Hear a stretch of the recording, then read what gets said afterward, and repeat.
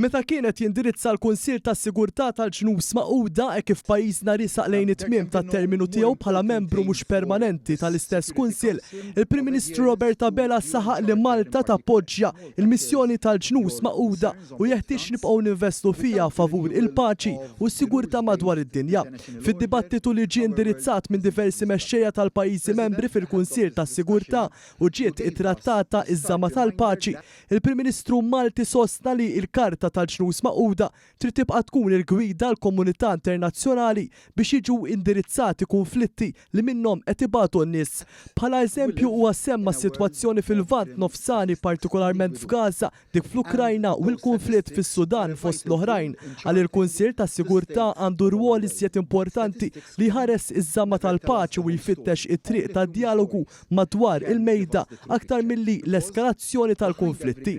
Qatt ma għandna nneħħu minn quddiem għajnejna r-realtajiet tal-umanità saħaq b'mod empatiku l-Prim Ministru Malti u għaw jinnota realtajiet differenti ta' persuni ċivili fosthom nisa u tfal f'postijiet madwar id-dinja fejn is-sigurtà u l-paċi huma sfida kbira. We are the ones who must ensure that women play a central role in conflict resolution, peace building and post-conflict reconstruction efforts, knowing that peace cannot be sustained without women's full, equal, meaningful and safe inclusion. We are the ones who must listen to and learn from survivors of rape and sexual violence in conflict zones all over the world.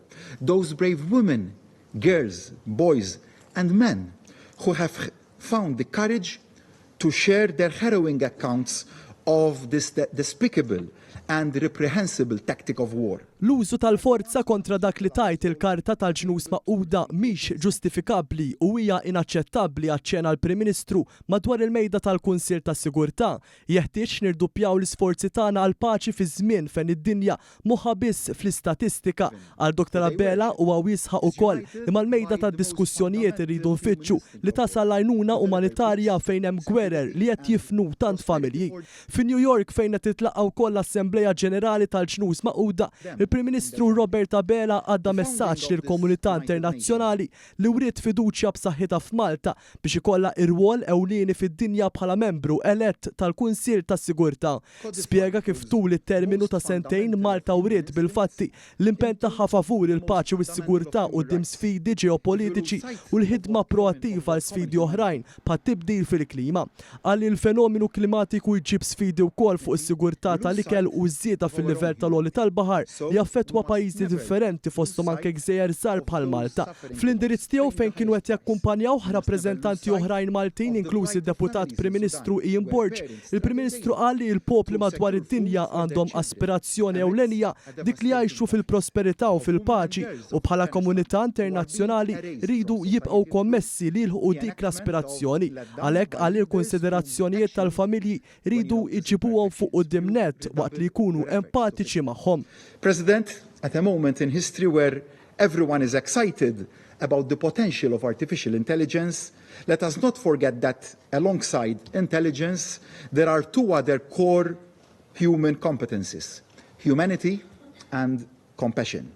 This United Nations is, at its heart and at its best, an expression of all three of them, showing the intelligence to come together to solve problems, showing humanity in working for the best of values, and showing practical compassion by delivering aid, assistance and hope to the most vulnerable.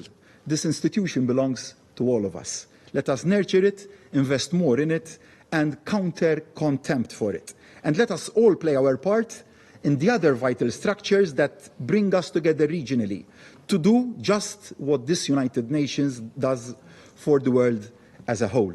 Wara l-Prim Ministru Malti tkellem dak Brittaniku Keir Starmer li wkoll kellu messaġġ b'saħħtu favur il-paċi fejn fost l-oħrajn appella lil Iżrael biex jiftaħ aktar toroq umanitarji mingħajr tista' tidħol l-għajnuna materjali lejn Gaza. Aktar qabel is-Segretarju Ġenerali tal-Ġnus Magħquda Antonio Guterres saħaq kif il-paċi qatt ma tiġi b'mod awtomatika iżda trid azzjoni u tmexxija.